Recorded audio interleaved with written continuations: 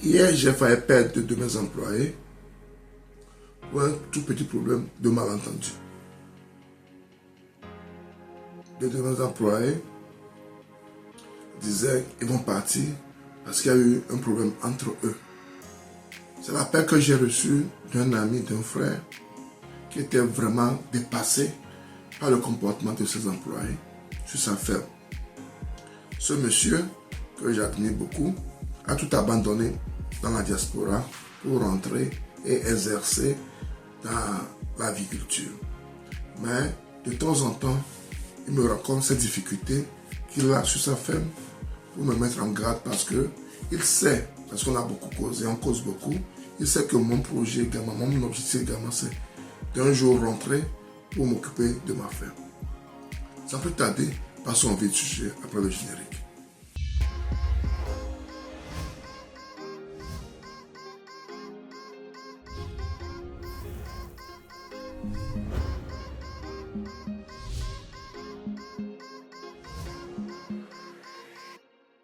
Si tu me racontes pour la première fois, mon nom c'est Sabi Aliati et sur ma chaîne Azorou, nous parlons d'investissement en général, en agriculture et en élevage en particulier. Cette thématique te sont importantes également, tu es au bon endroit. Abonne-toi à la chaîne Azorou, clique sur la cloche de notification pour ne plus rater nos vidéos à chaque fois que nous en publions. Ensuite, un pouce qui va permettre à YouTube de diffuser nos vidéos à plus de personnes. Hier, je causais avec un ami, un frère, qui a quitté la diaspora, qui a quitté les États-Unis pour aller s'installer définitivement au Togo et qui est investi en agriculture principalement. Souvent, lui et moi, on échange par rapport aux difficultés qu'il a sur le terrain parce qu'il sait que mon projet, mon objectif final, c'est de rentrer également un jour pour m'occuper de ma ferme.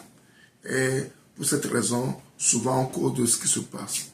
Et hier, il arrive sur sa ferme et il est vraiment dépassé par les événements qui étaient sur la ferme. Pour un petit problème de malentendu, il a failli perdre deux ouvriers qui ont commencé par se chamailler. L'atmosphère n'est plus vivable sur la ferme. Et malheureusement, il a un gérant qui est à côté.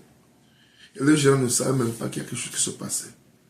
Donc il faut faire vraiment attention avec qui vous travaillez également. Parce que quand les gens avec qui vous travaillez ne se soucient pas tellement de votre travail, des fois ça agit sur vos activités. Arrivé, il a ce qui a l'atmosphère très lourde et il a su automatiquement qu'il y a quelque chose qui se passe. Et quand il est parti pour pouvoir se renseigner, il apprend que les ouvriers, entre eux, le climat ne passe plus bien. Parce que quoi? Dans la ferme, ils ont institué un truc de rotation pour la nourriture. Donc, par jour, je pense, celui-ci prépare, le lendemain, celui-ci autre prépare. Et c'est comme ça qu'ils font leur tour. Et qu'est-ce qui s'est passé? Avant-hier, je pense, celui qui devait préparer, la partie qui coupait n'est pas vite arrivé. Il n'est pas vite arrivé. Au lieu d'informer les autres que je serais un peu en retard, il ne l'a pas fait. Et les autres étaient vraiment hors d'eux-mêmes. Ils étaient vraiment fâchés. Et quand il est arrivé, il y a eu des discussions, il y a eu des bagarres. Et c'est à cause de ça, il ne se parle plus sur la ferme. Et tellement les gens sont dépassés, celui qui n'a pas préparé dit qu'il va abandonner, il va quitter la ferme. Et celui qui est vraiment obsédé par rapport à ce problème de préparation de nourriture, lui aussi dit qu'il va partir. Donc, automatiquement, il y a deux qui quittent la ferme. Et deux ouvriers qui quittent en même temps comme ça, vous imaginez ce qu'il va faire, comment il va les remplacer du jour au lendemain. Et quand il est arrivé, il était tellement dépassé qu'il a essayé de les raisonner. Et après la personne qui n'est pas vite arrivée, il essaie de faire comprendre que quand tu as des préoccupations, tu sors pour aller faire quelque chose. Il n'y a pas eu le temps de vite revenir. La moindre des choses, c'est de prévenir les autres et autres. Et toi aussi, quand ton prochain n'est pas vite arrivé, vous pouvez vous entendre. Parce qu'il n'est pas là. Si tu fais son tour aujourd'hui, demain, il peut prendre ton tour.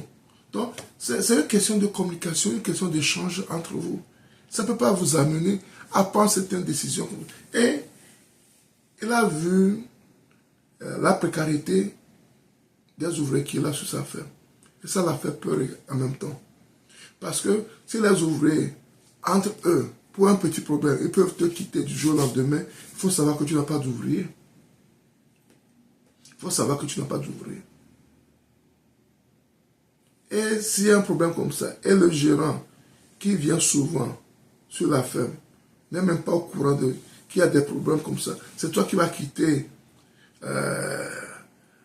pour venir voir, constater qu'il y a quelque chose, et que le gérant avec eux, il n'a rien constaté, c'est déplorable également. Donc il faut faire vraiment attention avec qui on travaille, comment on travaille. Et il me faisait savoir qu'il a vu le problème. Le nœud du problème aussi, c'est parce qu'il est trop sympa avec eux. Il est trop sympa. Il essaie d'être trop sympa. Ça fait que ça pousse ses ouvriers des fois à vouloir faire ce qu'ils veulent. Et je suis en train de le faire savoir. C'est une bonne stratégie d'être cool avec ses ouvriers. C'est une très bonne stratégie.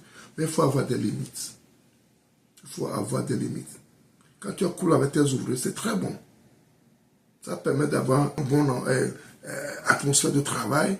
Et c'est bon pour l'évolution de ton business. Mais il faut qu'il y ait des limites. Il faut que les ouvriers savent qu'il y a des limites à ne pas franchir. Et ça, ce qui vient de se passer, c'est une leçon pour toi. Et ça va te permettre de réfléchir sur ta stratégie. Tu vas être cool avec tes ouvriers, mais il faut des limites. Il faut des limites. Il y a des règles à respecter. Et celui qui est parti et n'est pas revenu, qui a eu des problèmes, il faut savoir qu'il ne doit plus faire ça prochainement. Il y a des choses à ne pas faire. Il y a des règlements qu'il faut respecter. Et chacun est censé le respecter. Tu es cool avec tes ouvriers, mais il faut des limites qu'il ne doit pas franchir. Je vais donner mon exemple au niveau de ma ferme S2A. Ceux qui me suivent sur cette chaîne depuis un bon bout de temps savent comment moi et mon gérant nous sommes. La relation amicale de travail qui existe entre nous. Mais quand il faut que je tape sur la table, je tape sur la table. Il y a des moments où on a des discussions houleuses. Des fois, on a ces discussions avant que je ne comprenne ce qu'il veut faire, le message, ou bien avant qu'il ne comprenne le message que je veux faire passer. Et ça, on le fait dans le respect. Et après ça, on revient sur de bonnes bases. Donc, il faut savoir manager ses ouvriers si on veut vraiment réussir dans son métier. Et son témoignage, je pensais que c'est très important. Je voulais vous partager cela pour que vous soyez au courant, que vous sachiez ce qui se passe dans ce métier. Si vous avez aimé la vidéo, ne la gardez pas pour vous.